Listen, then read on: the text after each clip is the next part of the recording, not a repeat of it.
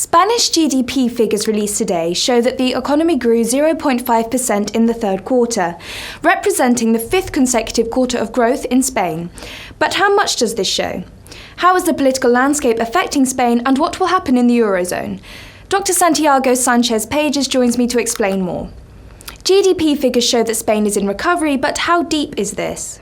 So it's good that the figures are showing that Spanish economy has stopped falling and actually is recovering. So that is quite encouraging, even though it's a bit timid recovery, but certainly it's much better than how the situation was a year ago.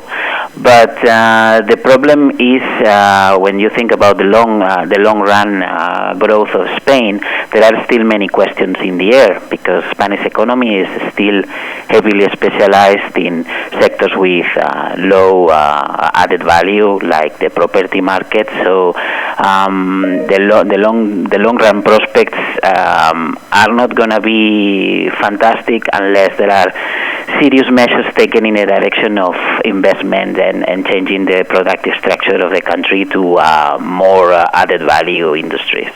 With accusations of corruption in the government and civil unrest, how could the current political situation in Spain affect the economy? Well, that's a very complicated question. It's true that there is a turmoil in Spain, and there are alleged cases of corruption.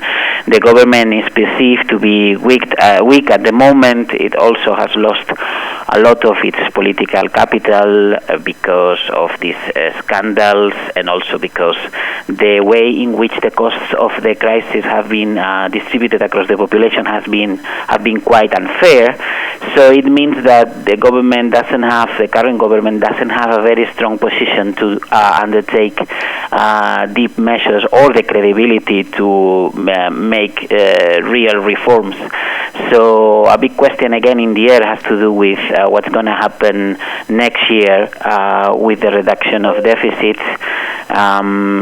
Spain will still have to reduce its deficit quite a bit, and the question is what the government is going to be doing. It can increase taxes, but that's going to be political suicide in an electoral year.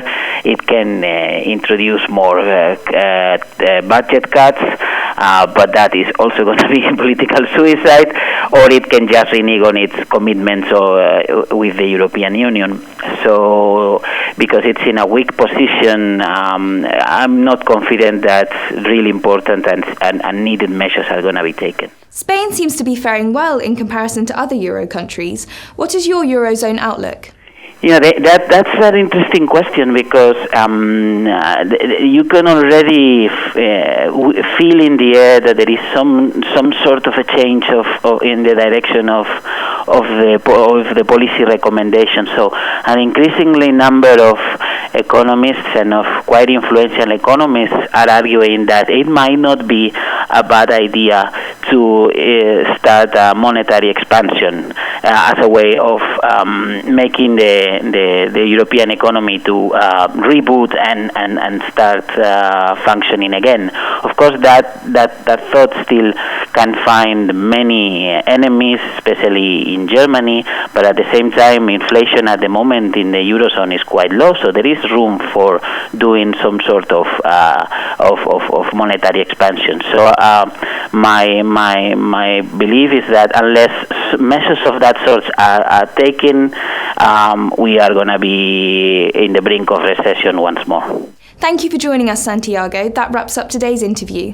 Keep with Dukascopy for your economic news. Goodbye.